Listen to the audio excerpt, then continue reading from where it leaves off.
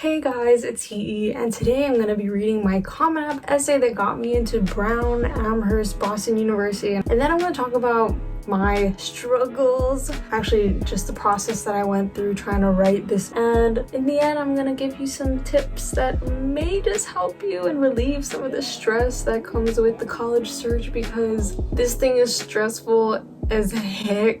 The Common App essay is a 650 word essay that you submit inside of your Common application. It's kind of one of the only places in your app that allows college admissions to get who you are as a person aside from test scores and stats. So I guess I'll get started on my essay. Huge disclaimer, the Common App essay is just one of many things that college admissions look at, so just keep that in mind. Don't stress out too hard on this one component of your application. Okay. For the 2019 Common App, I chose the prompt: some students have a background, identity, interest, or talent that is so meaningful they believe their application would be incomplete without it. If this sounds like you, then please share your story. Here we go. Hand in hand, she guided me through the garage and into the driveway. It was our ritual, a nightly routine shared exclusively between my mother and me. Standing outside, a single street light flickered down the lane, and the cement chilled my bare feet. Regardless, my 4-year-old self was captivated by one thing: the night sky. Growing up in a Hawaiian household, I was exposed to my culture through many facets. Whether it be Oli, Mo'olelo, or Olelo, my childhood was encased in a sense of cultural being. But the most pivotal nurturer of my cultural identity came in the minutes leading up to my bedtime. Standing in the driveway with my neck craned towards the heavens, my mother would paint the sky with her hands and name every star and starline in sight. In a tender voice, she whispered stories of Hawaiian navigators and their ability to utilize these twinkling speckles of light to voyage across the Pacific. I was utterly fascinated. As a barefoot 4-year-old standing in the middle of my driveway, I wanted to know every star and constellation that decorated the sky. More specifically, I wanted to know what was out there, and if I ever got lost, I wanted to know how to navigate back home. Night after night, I gradually became acquainted with the celestial sphere above, pointing to the navigational constellations my ancestors once used to traverse the sea. I made it a personal challenge to know as many stars and star lines as I could. I eventually knew Kaheheonakeiki, Makali'i, and Nahiku, and I befriended the stars Hokupa'a, Hokulea, and Hikianali'a. Moreover, as I continued furthering my acquaintance with space, I began to ask questions. Why does this star shine brighter than that star? Who gave them their names? Would I still be able to see that constellation in another hemisphere? How did my kupuna know all of these things? My fascination consumed me, and my passion for the night sky catalyzed my desire to comprehend the universe around me. The late nights I spent on that cold slab of cement with my mother became a pastime that kept me connected to my culture and hungry for knowledge. In school, the classroom became a smaller scale, the celestial sphere I had grown to love, and the constellation of subjects enticed me. I read about the history of my culture in social studies and delved into the literature of the Pacific. My vibe for proficiency in the workings of the universe were strengthened by my science and mathematics courses, and my queries met no end. I was becoming a navigator, maybe not the ones my mother told me about as a child, but a navigator capable of plotting my own course through the vast, unknown ocean of life. I became a leader to my peers, appointed captain of my kayaking team, a steersman for my outrigger canoe paddling crew, and elected by my class to be a director in the Kamehameha School Song Contest, a 100-year-old a cappella choral competition of Hawaiian music. My enthusiasm for exploration pushed me to try new things like fine art, classical music, and film photography.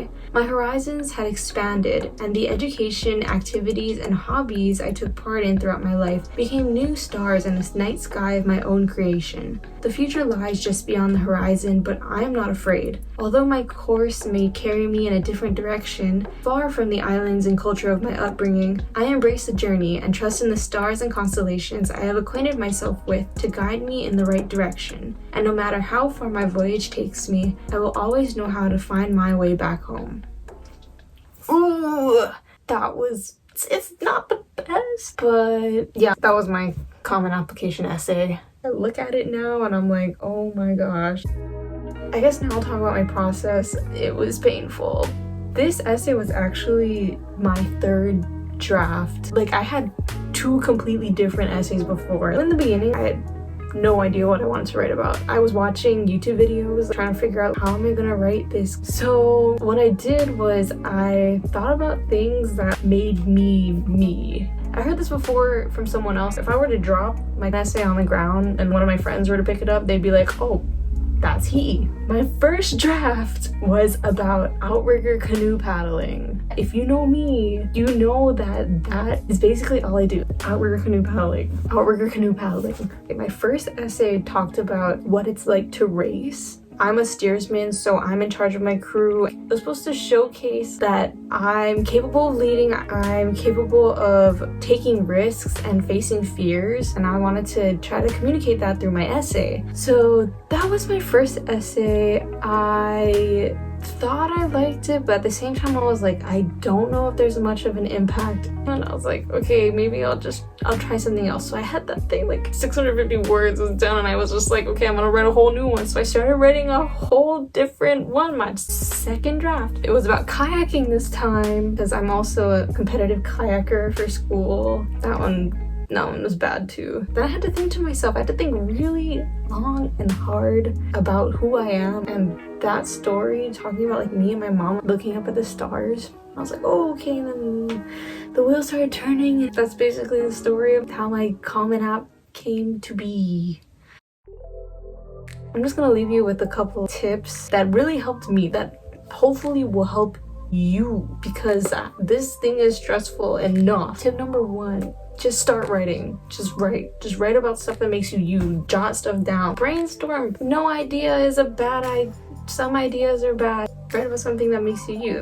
Tip number 2, do not procrastinate. I am the queen of procrastination. I turned in my UW application 48 minutes before the deadline. I had months to work on that app. I did it that day. The Common App essay was literally the only thing I did not procrastinate on, and I am so thankful that I did not procrastinate on this, because this is like a really important essay. You have your supplements, but like your Common App essay is something you're going to be sending to all your Common App schools. Like, start now. Like, if you're watching this in August, like, start right after you watch this video. Trust me, it will help you, because it gets stressful.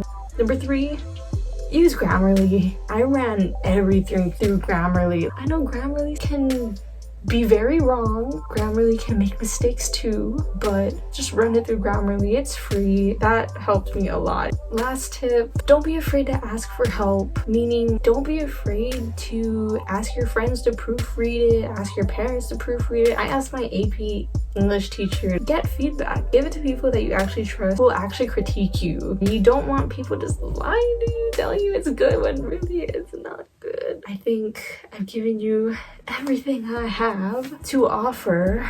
Good luck on your college endeavors. I know it's stressful, it is hard, but you can do it. I believe in you. Okay, until next time, shoots.